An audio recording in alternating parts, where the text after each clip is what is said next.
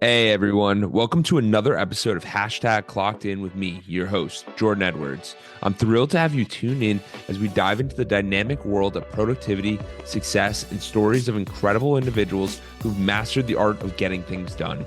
Whether you're commuting, hitting the gym, or just relaxing at home, this podcast is the go-to source for inspiration and actionable tips to level up your productivity game. I'm on a mission to unravel the secrets of those who seem to effortlessly manage their time and achieve their goals. So if you're ready to clock in and unlock your full potential, you're in the right place. We've got a lineup of amazing guests, industry experts, and thought leaders who will share their insights and strategies to help us crush your to-do list and make the most out of every moment. Get ready to get inspired, motivated, and equipped with the tools you need to supercharge your productivity. This is Clocked In with Jordan Edwards. Let's dive in. Hey, what's going on, guys? I got a special guest today here. I got Sang Kim. He's my good friend. He's north of the border. He's in Canada, and he recently sold his company, Rolla Health. Sang, how are you doing today? Oh, I'm doing awesome, Jordan. Thank you for having me today. And I always love chatting with you because we have some amazing discussions. So thank you. Absolutely. Absolutely. I'm excited to have you on because Sang isn't just a business expert. He's also one of these guys who goes running in negative 50-degree weather. He's all over the place. He goes rock climbing. He's adventurous. We've had great times. But Sang, where does your story start? Where does this all begin for you? Well, thank you, Jordan. Yeah, I grew up in the Bronx of Toronto called Scarborough. And back then, I was a new immigrant. I was 4 years old coming from South Korea and, dealing with bullying, dealing with, poverty and basically it's subsidized housing, right? And on the streets, you had to learn to be tough. And I didn't know how to be tough until later on when my brother introduced me to sports. But you can just picture Kim's Convenience on Netflix.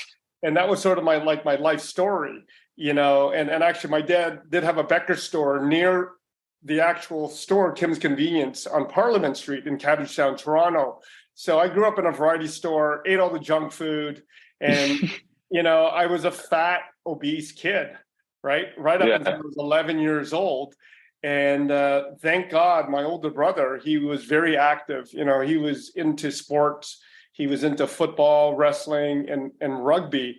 And one day he told me, saying, if you keep going like this, you will be dead in no time. So as that 11-year-old kid, I just, it hit me hard, right?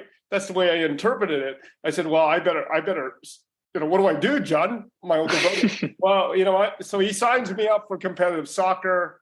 We lose every game. And then he signs me up for wrestling. And in grade 7, I started to wrestle and then and played competitive football. And then this was the beginning of the journey. And once I got into shape and we had competitions amongst the 3 boys. So I have an older brother, younger brother as well. And we would do, push-ups and sit-ups every day, 100, 200 push-ups, sit-ups, right? Yeah. Absolutely. I love that because it's so important. And a lot of the time we don't realize how critical it is to the people around us. You know what I mean? Like we're the 5 people who we spend the most time with. So you at 11 years old being called, hey man, like you got to pick it up. Like who gets a wake-up call like that? Usually it's someone at 60 years old when their doctor goes, saying it's time to figure it out. And you're like, I thought. So that's incredible. That's amazing. Yeah, it was wonderful. And I love my brothers dearly. I mean, we've become closer and closer as we've gotten older. But my older brother was like a father figure because my parents were working at the variety store 14 hours a day. Just trying to put food on our table, right?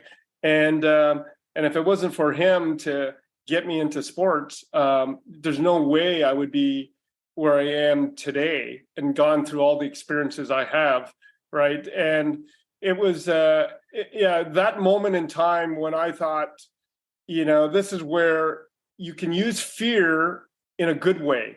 you don't want to live in fear, but if you can use fear to catapult yourself to a better physical state. And I think that's an important message, right? Like when we're not in a good mood, we're not happy. I mean, I've learned this from Tony Robbins, right? Change your state, right? Move the body. It could be go for a walk. Don't make decisions when you're in a negative or poor state, low energy state. So the principle there is to raise your energy through movement, physical activity. And that stuck with me because I never wanted to be that chubby 11-year-old fat kid ever again, eating junk food, every single day. Absolutely. Yeah. And what you're saying is so profound because there's a lot of us that are working and we sit at the computer 10 hours a day, don't get up. And all saying here is like, just go on a walk, just get outside, get sunlight, change the focus, change the energy, and it will change your whole mentality. Like, when you get around these people that are higher energy, it's funny because I remember saying we went to breakfast one morning and they're like, bagels, those are energy takers. Don't have a bagel in the morning. You need to get the right fuel. And it's so true. And it's crazy that 11-year-old, that one day impacted so much of your life. Yeah. It was the beginning of so many things that went my way. And it is a critical time, right? Because you get influenced by different people. And thank God my older brother was there to make that difference. And then exercise becomes addictive, right? So, and I'll be vulnerable here. Like I didn't know it at the time, but I've been diagnosed with adult ADHD a number of years ago. And I look back and, people with the ADHD, I mean, we can get, hyper focus on things, right? And this idea of getting addicted to things, right? It's a fine line. So you've got to pick a good addiction like exercise. And thank God at that point, my addiction was feeling good and it was through exercise. Because if I had gotten into drugs, like in the, it could have gone the other way and got my dopamine hits that way, right?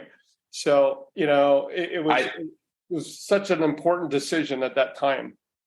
Absolutely. And there's so many people that I know that I'm friends with that are around, that are all age groups that choose the easier dopamine hit, which might be drugs, it might be alcohol, it might be gambling, it might be anything. And saying that if we can find a positive dopamine hit, that can be a supplement. It's a habit changer. You know what I mean?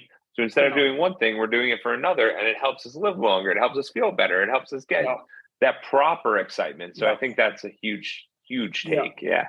Oh, absolutely. And I think it's important to know that we all can change in an instant, right? It's one of those things where, you could be thinking about something for a decade, but once, and in an instant moment, you decide in that moment, and you can change your entire life in that moment, because it wasn't a second to change that. It was all that time before and all those experiences that get you to that moment in time when you decide to make a change. You decide to exercise. You decide to apply for another job. You just decide to leave that job because you're really unhappy with the cohorts and the people around you, the negative energy, right? So it's that moment of decision, and it can happen very quickly.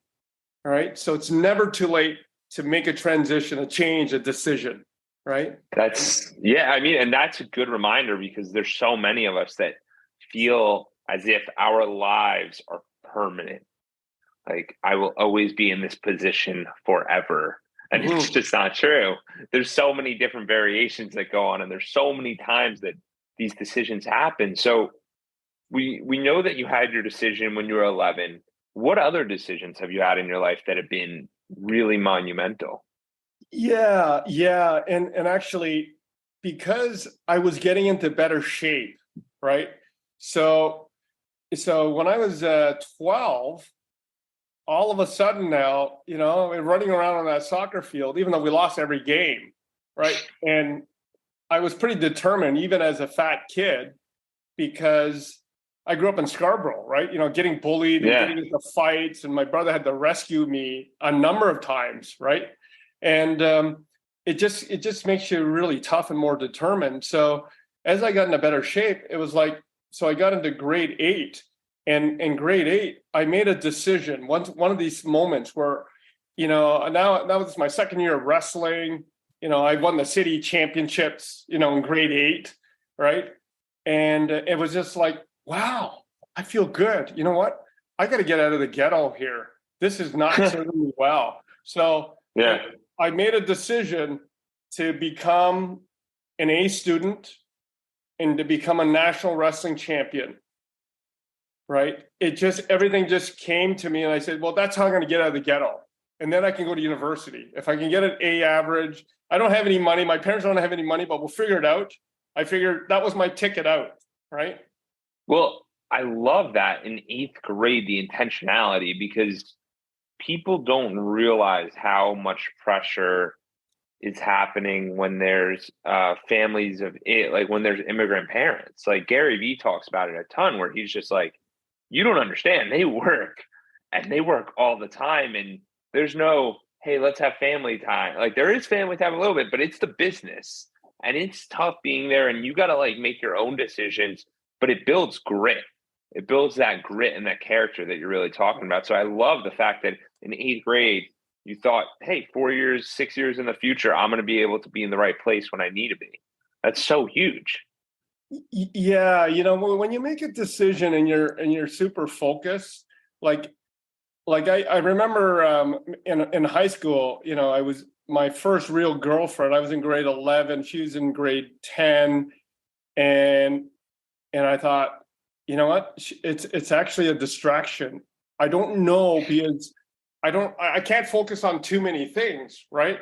So I had school and I had wrestling, and to have, at that time, to have a girlfriend, that'd be like 3 things I have to focus in on.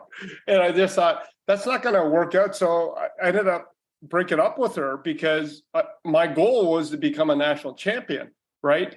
And it's interesting, because the other pivotal moment was getting introduced to the book Think and Grow Rich by Napoleon Hill, right? And I forget, I don't know how that got in my hands, right? But that was like around grade 9, when in the chapter on visualization, I forget what chapter that was.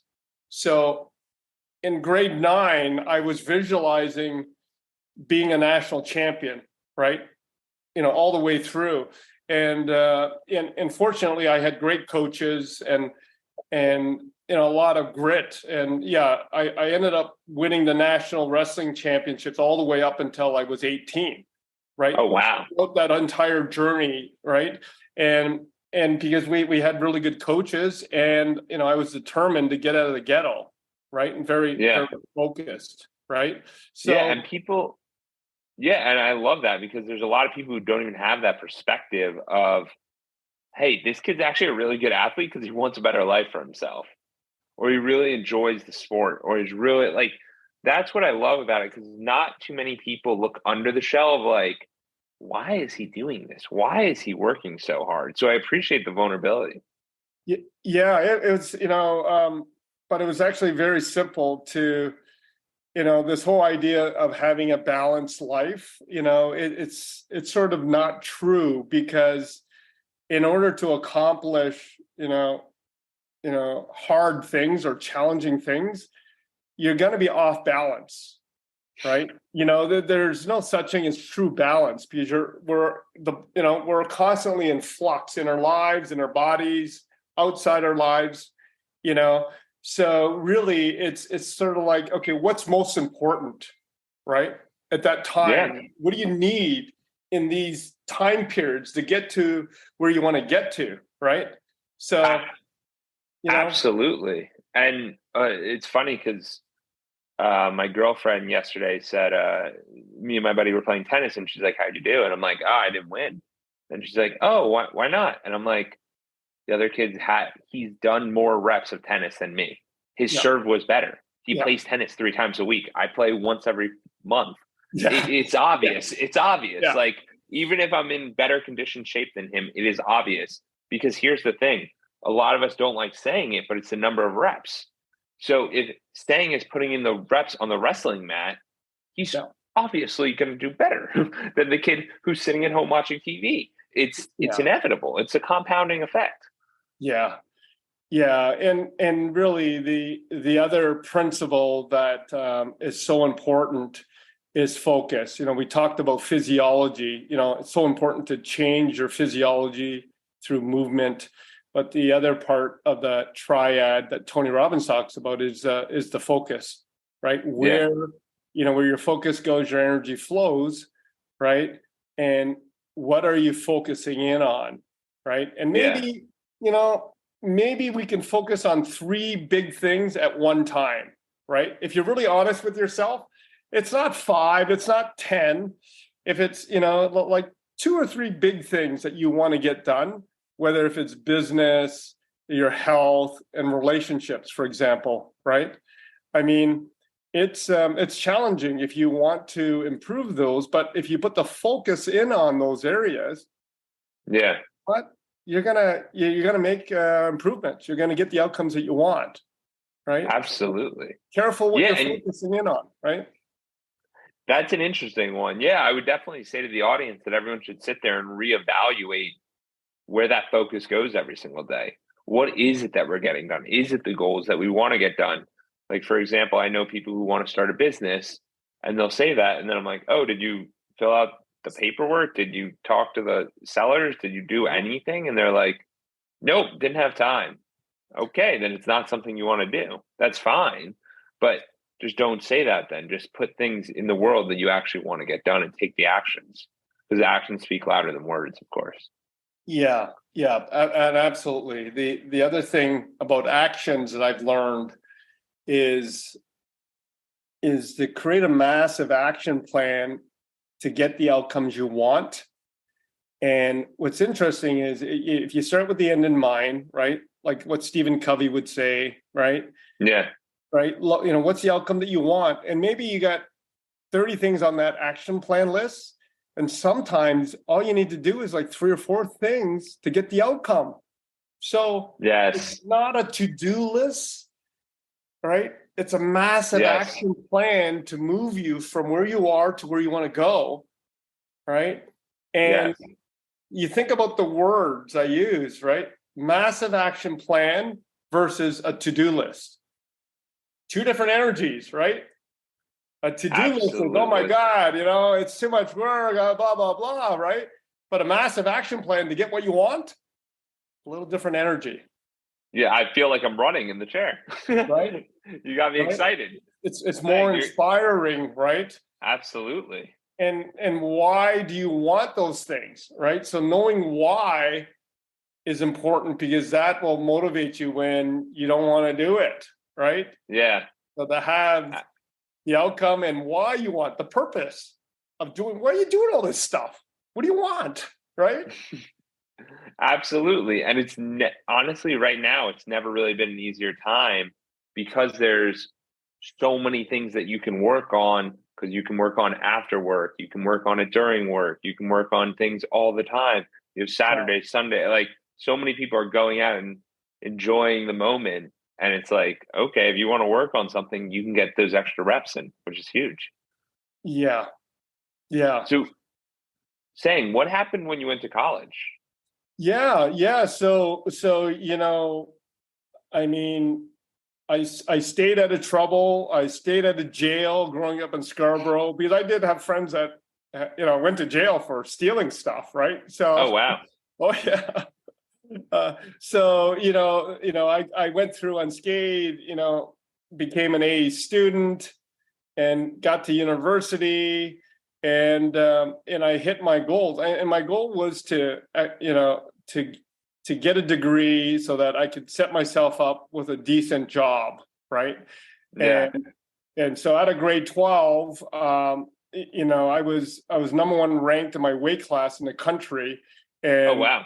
a few universities were recruiting me at the time. Not that wrestling is as popular in the US versus Canada, but nevertheless, like I was thinking about going to Concordia and training with Victor Zimmerman. He was the Olympic wrestling coach of Canada, right? Oh wow. And I had some connections there, and I was trying to make a decision between Western and Concordia, and thank God I went to Western. And not that there's anything wrong with Concordia; they have a great program and everything. But I just felt like for me, I would get an education that was more suitable for me down at University of Western Ontario in London, Ontario. So that's where I went. And I love the fact that you were able to. Part of your goal is to become this wrestler, right? It's to get these great grades and go to college. And you're able to do that for wrestling. And a lot of people at 18 wouldn't have the wherewithal to go, actually, I kind of like that schooling better. That might fit me a little bit better educationally, not on the wrestling front, because you're juggling two things that are very important in your life. So the fact that you had the wherewithal to make that decision is pretty wild at that age. Thank you. And when you go through a lot of pain and suffering like I did, my goal was not to make the Olympic team, right? It was just, it just wasn't my goal. And it could have been, right? But I decided, I want to get a degree, and wrestling, I'm able to wrestle in college, right? Yeah. And, I had a decent career at the college level. You just set your goals, right? And that's, and you get what you want out of it, right? So for you, when's it time to reevaluate goals? Because I know there's so many of us that have big, hairy, audacious goals. Yeah. And sometimes we go, maybe that's not my goal anymore. Like 3 years ago, I made that goal and maybe I hit it, maybe I didn't. But how do you view goals and how do you think about them? Or are they more anchors in the direction that you kind of want to go in? Yeah. I would say, there's a lot of context in goal setting, right? And actually, I like the word outcome more than the goal, right? Because it just the energy of achieving an outcome versus a goal, and you can talk about it different ways. For me, an outcome, it feels like for me energetically, you can achieve that outcome in different ways that you never thought of, versus achieving that goal that's so finite. You know what I mean? Like there's maybe your brain goes to, oh, there's only one way to achieve that goal versus an outcome. Well, there's lots of different ways to achieve that, right? Wow. No, that's really, really powerful because I want you to write like an encyclopedia of the words you what's a higher energy word for this? Because we don't think about this in our day-to-day activity, but the words we say impact the way we act and the way we feel about ourselves. So this higher energy observations that you constantly have are very important. Yeah. And this leads us to the third part of that triad that Tony talks about, right? The words and the meaning that we attach to things in our lives can change your life in an instant, right? And the example I would give you is when I was 16, I was in a severe car accident where my older brother was driving me from Toronto to London, Ontario, 2-hour drive, right? And it was a late night, the night before, athletic banquet. We got up early. And actually, I was going to a wrestling tournament to Muncie, Indiana, which I never got to, right? So he fell asleep on the wheel. The car rolled once, twice, 3 times across the 401. Oh my God. Which is like one of the busiest highways in North America, right? From Windsor all the way to Montreal, right? And it was one of those moments where I just went, holy mackerel. And you think about it. So the meaning I attached to that incident wasn't, I'm never going in a car again. I will never drive with my brother again because he almost killed me. Or I'm just never going to get into a motor vehicle ever again, right? So I did not attach that meaning to the accident. The meaning I attached to that was, thank God I'm alive. Thank God my brother and his friend are alive. And I'm going to live my life as if it's my last day every day, right? So the meaning attached was about living and not dying. That's very, very powerful. It causes us to realize that anything that is valuable is finite. And life, sometimes we feel that we've been here. We hear people living to 100, 110, and it's just, you think, oh, I have forever. Time's on my side. It can never end. But yet it can end in an instant. And we have to realize that finite nature and really make the most of it today, which is, that's huge. And that was, I know we keep going back and forth with different timelines, but, that was critical. I mean, there's been a lot of trauma in my life, but think about it. It's the meaning we attach to these things. For example, it wasn't a failure. It was just learning, right? It was a near-death accident, yet I will live my life every day as if it was my last day, right? Yes, I got bullied and I was fat and I ate a lot of junk food and life was tough growing up in Scarborough. And it made me stronger and grittier and prepared me for wrestling, prepared me for the fact that life is tough. Yeah. Right? So anybody listening right now should really look back on one of those painful experiences that they might have had and find that positive nature in it. Find that benefit, because there's a lot of, and even it doesn't even have to be the painful moment. It can even be our conversation as we use words. Yeah. I've seen people use the word a lot. What does a lot mean? Some people say it means 3. Some people think it means 100. Some people think it means 100,000. Yeah. So you need to get to the definition of words, because words really have limitations when we talk to people. So we can interpret things so many different ways. And that's why the check-ins are so powerful. Yes, absolutely.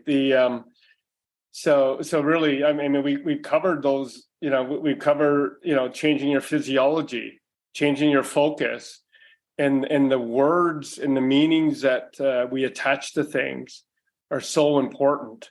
And knowing that life is always happening for us and not to us. Yeah. So life is happening for us and not to us. And if you think about that and ponder that and, possibly meditate over that, and you go deep with that, it will start to make sense that life is always happening for us. It's this journey. Yeah. We're all on this beautiful journey, whether if it's 80 years old or 120 years on this earth, right? But it's always happening for us, and we're learning. Absolutely. Yeah. I don't think I've ever had a podcast, that has dropped this much knowledge in such a brief period of time. It's amazing. And I love the fact that literally every single word coming out of your mouth is a lesson. Then there's value from each of these lessons, and they can each be their own individual podcast. Because that get to versus have to is so different. You view the world differently. You view the activity differently. I get to go on a run today instead of I have to go on a run. Yes. Because if you have to go on a run, you might not enjoy it, but you might realize that, hey, I actually have a blessing and I have the ability to use my legs and my knees are good and my joints, and I can still go and do these actions, because there's many people who can, and we take that for granted constantly. Yeah. Jordan, you're a lot younger than me, even though us Asians age really well, right? You look fantastic. Everyone on YouTube, he looks fantastic. For people on the audio. But I look at you and I just think, oh my gosh, your awareness, right, and your curiosity, right, is so immense. And I mean, it's beautiful to see in young people like yourself, right? Because you don't see it too often, right? Most kids I call you a kid, most kids your age are playing massive amounts of video games. I'm not judging video games, right? Because it's part of our culture and there's lots to learn. And, and a lot of the billionaires in the tech sector are gamers too, right? I'm not saying all of that, but it's one of those things where you are very self-aware and your desire to learn and to grow is beautiful to see. And I think you got to continue to do podcasts and get the word out there, because we need that positive energy. We need the optimism and that self-awareness to grow. So kudos to you, my friend, because I think that's amazing. I appreciate that. It's incredible that you noticed that, because the whole reason I started the podcast was kind of twofold. Learning from people. It was one of these things that fit that criteria that allowed me to learn from these individuals. Because a lot of people, like me and Sang were talking earlier, he charges $750 an hour just to talk, like for any kind of coaching. So you sit there and you're like, what? Like, okay, that's tough. Like we're going to get an hour here because it's a win-win benefit. And then Sang also talks about like putting out that positive message in the world. And that's massive as well, because the positive messages we have, there's so much negativity in there. And that's kind of what brings me to my next point is we talk about it sometimes, but how did you find fulfillment and happiness in your life? Because I know a lot of people struggle with that concept where maybe they're making a great salary, but they're just bored, unfulfilled, or they're struggling to get by and just trying to make it. Like, how do you think about that? Yeah, you know what? And I'm not going to come across and say it's easy, right? Everyone has different needs, everyone has different challenges, and the context of people's lives are so unique. And an outsider looking in, most times it's just very difficult to know what's going on in that one's life, right? So I would say, for me, I've had a number of different transitions, right? And to give you some context on the transitions in my life, I went to university, graduated, and I didn't know what I really wanted to do, right? And I'm a wrestling coach too, so I'm a national certified wrestling coach, and I've coached wrestling for over a couple of decades, right? And at that point, I didn't know what I wanted to do. So I sold insurance one year, right? And then I applied to teachers college, and then I got into teaching. So I taught math, science, and phys ed at the high school level for 5 years. And I think that was easy for me because that's who I am, right? I'm a teacher at heart, right? But deep down inside, I was not happy, right? I coming to Canada as new immigrants, right? There's an entrepreneurial spirit that was burning inside of me, right? And my wife at the time, supported my decisions. And so after 5 years of teaching, I wanted to do something else and got into financial planning. So I started taking courses to become a licensed financial advisor while I was teaching, right? Because I knew, Wow. I knew I was going to exit out of that, right? And, it was just, I wasn't happy, right? And I have inner confidence in myself because I know whatever I focus in on, I can do, right? And that inner confidence comes from sports, right? Yeah. Setting these goals and achieving them, setting a goal and achieving it. So you develop this confidence in knowing that you can figure anything out. Yes. Right. Absolutely. Yeah. I mean, we had Brad Lee on the show probably a year or two ago, and he talked about that. He said that confidence comes from doing what you say you're going to do. And not every moment we're confident, but you can rely back on those moments. Like I remember, as you said, that freshman year, I wanted above a 3.75 GPA, and I ended up getting a 3.8 for the entire freshman year. Yeah. That's the thing that I told myself I wanted to do, and I got it done. Yeah. So it doesn't have to be the moments when you're like, oh, I wanted to start on the football team, but I didn't get to start. No, because that's obviously not a moment that builds you up. You figure out the moments that built you up, Yeah. and then you can take that as whatever you need. It's borrowed confidence. It's take the confidence that you did once in your life and use it later on. Yeah. Yeah, absolutely. Right. So technically I burned the boats and started a brand new career, no clients. And wow. I figured it out. Right. I would have been, in hindsight, I would have been way smarter to buy an existing practice in financial planning. So if I were to do it all over again, I would do it smarter and be more strategic, find a mentor, do more due diligence instead of just jumping in, right? Yeah. And it would have been 10 times easier, right? Yes. Absolutely. But hindsight's 2020. Yeah. Sometimes we got to do it the hard way. Yeah. That's right. So that was a transition. And then after about 7 years with this financial planning company called Asante, I hit a plateau, right? And I thought, I'm working my butt off and I'm not getting the outcomes I want, right? Yes. So, I'm making a decent living, but not nearly where I wanted to go to.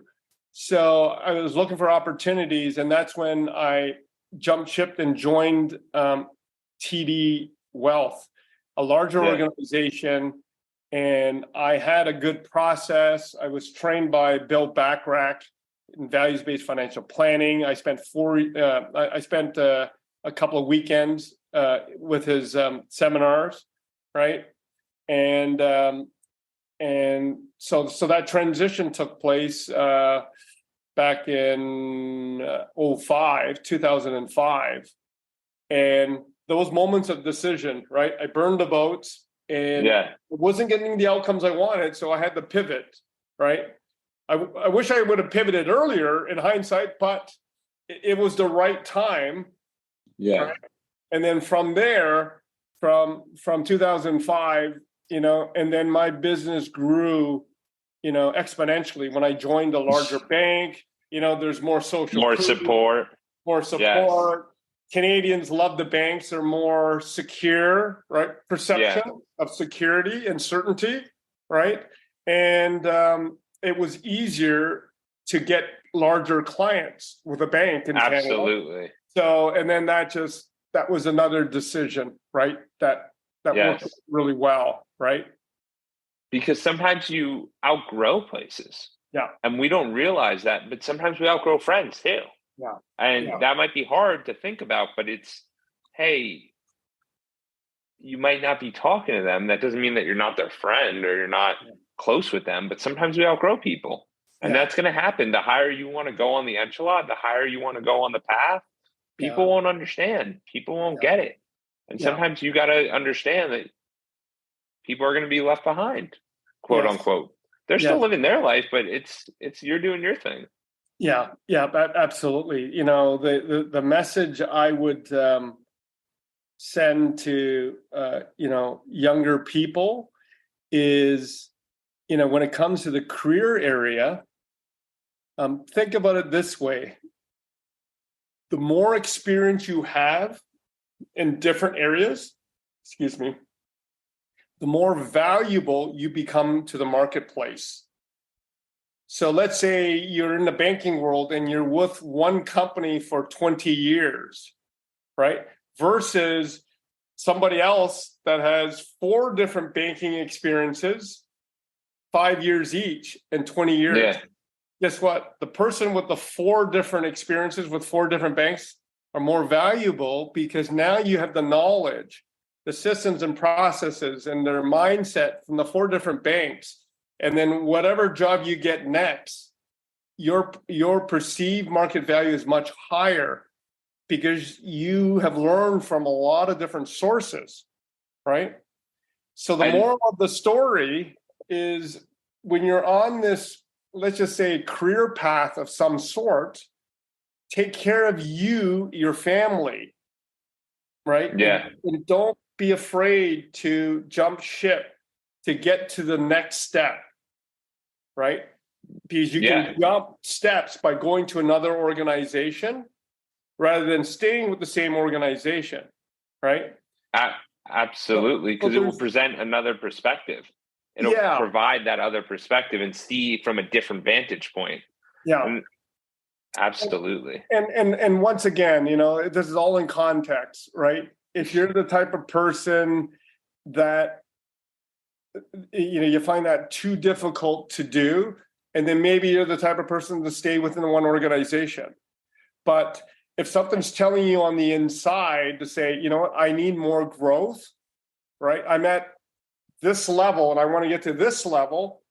Well, you could get there faster by going to the other bank. Just jump ship, and that's okay.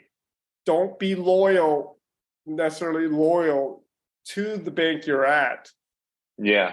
Go to the next bank to get to where you need to get to for you and your family. Take care of your family first. Right? Absolutely. Right? Absolutely. It's saying you're dropping knowledge, you're dropping the good stuff. So what would you say to someone seeking that happiness? What do you think in a real quick form? Someone, how do you think about happiness? How do you think about going after that? And once again, right? Everyone has a different situational context, and what creates happiness for one person is different than the other person. But one of the things I will say for sure for me, and I know many of my friends, progress equals happiness. Progress equals happiness. So what does that even mean? Well, when you feel like you're growing in an area, whether if it's relationships or business or your health, and you're making progress, don't you feel a little bit happier? Because, hey, you know what? Hey, I can see myself getting healthier. I've lost an extra 5 pounds, or our business has grown 20% this year versus 10%. Or, my wife and I, or my girlfriend and I, are getting closer because I'm listening better. Whatever that is for you, right? So finding that balance, whatever that means. But what I know for sure, progress is happiness for me. I would completely agree. And the big thing that Sang just said right there is he said that we need to find things. What I heard was we need to find things to measure. If we have things that we measure, like you start a business and you get 1 client, then you get 2, then you get 3, 5, 10, whatever it is, you're seeing progress. You see progress in numbers. You see progress in value. And that's why you might have to rate things or change things, but you got to find those numbers. Sang, you are incredible. You've dropped so much knowledge. Where can people find you? Where can they hear more about you? Where can they see what you're up to? I don't have a personal website.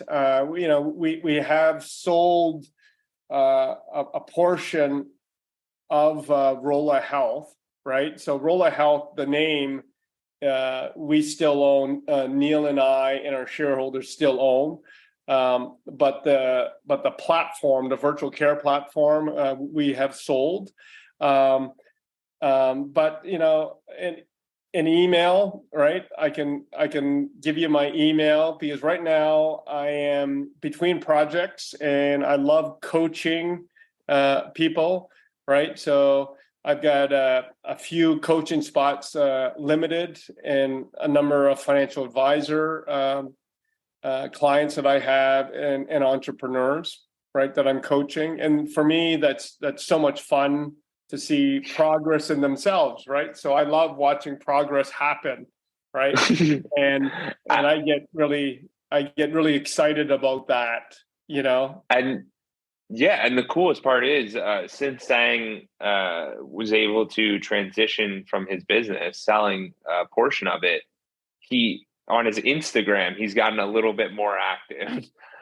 So he posts videos of doing like natural cold plunges, of like running in the snow. Like he's a fitness warrior. He's rock climbing, keeps it interesting. But Sang, this has been amazing. I really appreciate the time, and I hope you have an amazing day.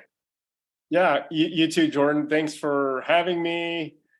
We always have great conversations, and I love sharing, and I learn a lot from you every time I talk to you as well. So I appreciate you and what you're doing here. And yeah, you're doing some great work. So keep it up. Thank you. Thank you for reaching the end of the podcast. For that, we'll give you a complimentary coaching session in the link below with Edwards Consulting. Hope to see you there, and have a great day, and keep clocking in.